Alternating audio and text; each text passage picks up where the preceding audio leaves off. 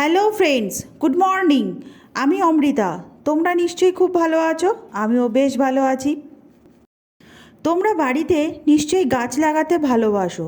আমিও গাছ লাগাতে খুব ভালোবাসি, তাই আমিও নিজের বাড়িতে বেশ কিছু গাছ লাগিয়েছি। চলো তাহলে সেগুলোই তোমাদের সাথে শেয়ার করি, আর এই ব্লগটা আজকে এখান থেকেই শুরু করে দিলাম। প্রথমেই যে গাছটা দেখতে পাচ্ছ তার নাম মানি প্ল্যান্ট।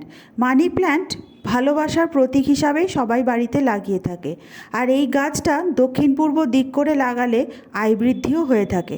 তাই আমিও গাছটা বাড়িতে লাগিয়েই ফেললাম।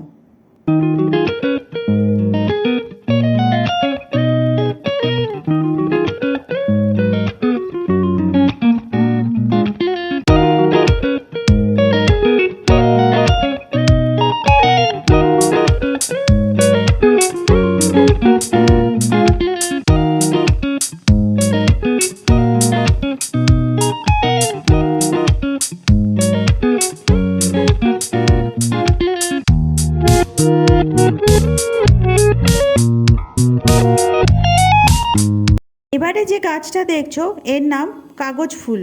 অনেকে একে বগুনভেলিয়াও বলে থাকে। ফুলগুলো কি সুন্দর দেখতে লাগছে দেখো। এবারে যে গাছটা দেখছো এর নাম অ্যাডিনিয়াম। এটার ওপর কিন্তু ফুল ফোটে, কিন্তু এখন আমার গাছটাতে ফুল নেই, তাই শুধুই পাতার সমারোহটা তোমাদের দেখালাম।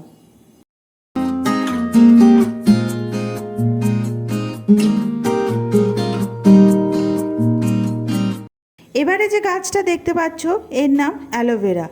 অ্যালোভেরা গাছের উপকারিতা সম্পর্কে আমরা প্রত্যেকেই জানি।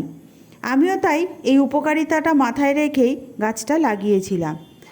এই গাছটাতে আমি যতদূর জানি 10 বছর অন্তর ফুল ফোটে।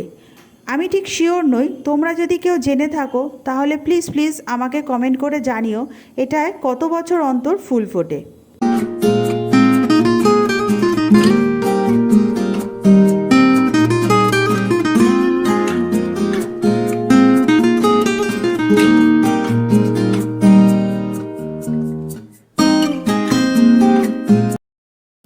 এবারে যে গাছটা দেখছো এই গাছটির নাম জারবেরা।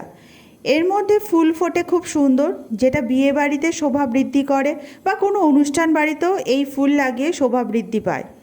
দেখো ফুলটা কি সুন্দর। আমার ফুলটা মেরুন রঙের হয়েছে। এই ফুলটা ফোটার পর 15 থেকে 20 দিনের মতন স্টে করে।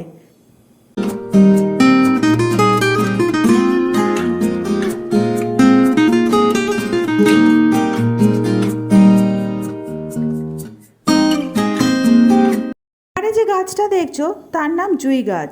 এই গাছের সুগন্ধের কথা তো আমাদের অজানা নয়।